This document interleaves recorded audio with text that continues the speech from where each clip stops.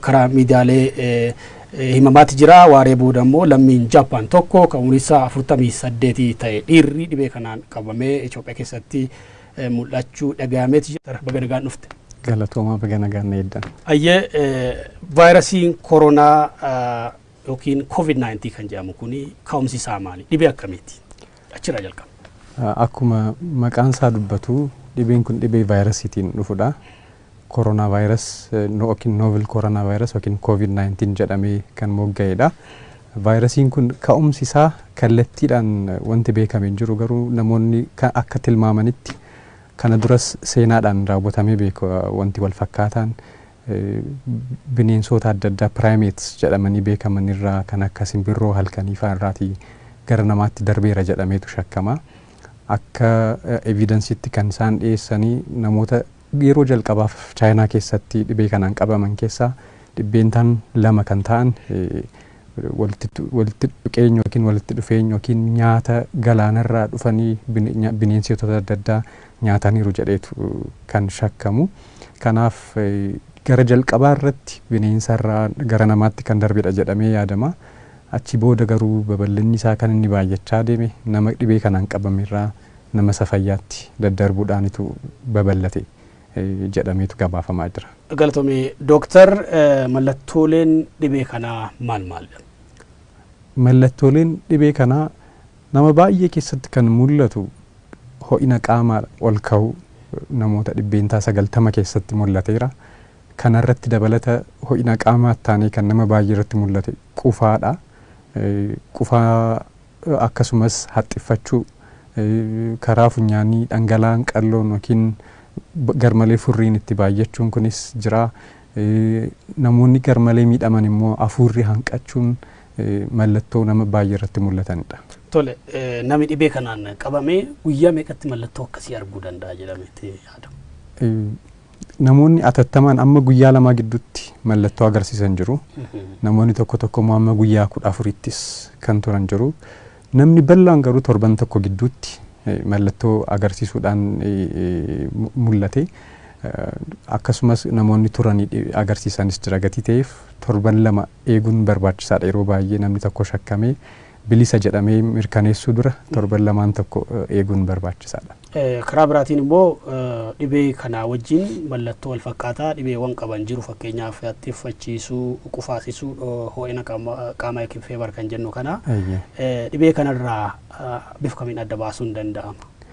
Dhugaa dubbachuuf mallattoodhaan duwwaa addaan baasuun baay'ee ulfaataa. Maaliif utaalloon inni yeroo biraa ka'ee dhufeellee nama qabatullee mallattoo wal fakkaataa qabaata. Baay'inaan akka dhibee kana shakkinu kan nu gochuu qabu namni dhibee kanaan qabamee jiru. Namni biyya dhibeen kun jiruuti namni dhufe. Namni dhibee kana qabachuun isaa mirkanaa'ee walitti dhufeenya qabaachuun isaa dhibeen kun biyya keessa babal'achaa deemuun isaa caalmaatti carraa dhibee kanaan qabamuu keenya bal'isaa deema waan ta'eef guutummaatti mirkaneessuuf laaboraatooriidhaan sakatta'amuun barbaachisaadha. Shakkiidhaaf garuu walitti dhufeenya nama dhibee kana qabu duukaa walitti siqeenya qabaachuudha yookiin wal tuttuquu qabaachuudha kan akka shakkinu nu godhu. Galatoom Dooktar dhibeen kun akkamiin daddarba? Amma wanti ijoon namni of eeggannoo gochuuf akka dandeessisu vaayirasiin koronaa karaa kamiin daddarba? Vaayirasiin koronaa namarraa namatti kallattiidhaan harkaan wal qabanii wal dubbisuu gaafa namni dhibee kana qabu walitti siqee gaafa haxxiffatu yookiin gaafa qufa'u qilleensa irratti vaayirasii kana gadhiisa. Gaafa qilleensa vaayirasii kanaan faalame gara somba keenyaatti galchinu dhibee kanaan qabamna jechuudha. Akkasumas qodaa adda addaa namni dhibee kanaan qabame fayyadamee wantoota bilbila ta'uu danda'a wantuma harkaan tuttuqame hunda abbaan dhibee kun qabu tuqeera taanaan meeshaan sun akkuma kan akka nama hin qabamnetti miidiyaa dabarsu ta'ee tajaajiluu danda'a. Afanni ho'uu jalqabu yoommoo shakkiin jira ta'e immoo kallattiidhaan mana yaalaa deemanii safaruun hin danda'ama ho'ina qaamaa. Kanaaf tempereecharrii qaamaa ho'inni qaamaa 37 digirii seelshees 37.5 isaa ol yoo ta'e holkeera jenneetu kan dubbannu ogummaa keenyaani. Kanaaf isa naannoo wajjin waan wal qabate miti.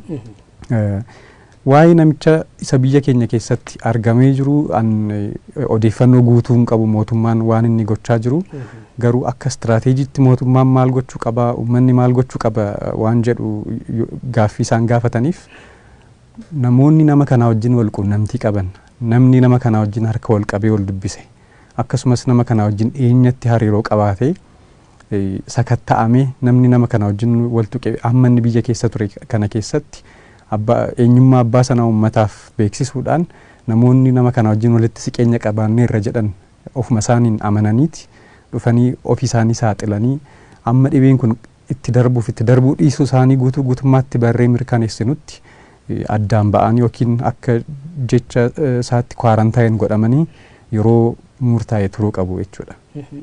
Tole Dooktar dhibee kanaan caalatti saaxilamuun eenyu? Dhugaa dubbachuu fi saaxilamuun ni jedhu dhibee kanaan qabamuunsaa nama dhibee sana qabamu irratti baay'een hundaa'u. Humna vaayirasii kanaa irratti kan inni hundaa'u. Kanaaf namni dhibee vaayirasii kanaan saaxilame namni dhibee vaayirasiin kun qaama isaa wajjin wal tuqee hundumtuu carraan qabamuunsaa baay'ee guddaadha. Kanaaf kallattiidhaan humna inni nama qabachuunsaa baay'ee bal'aadha jechuudha.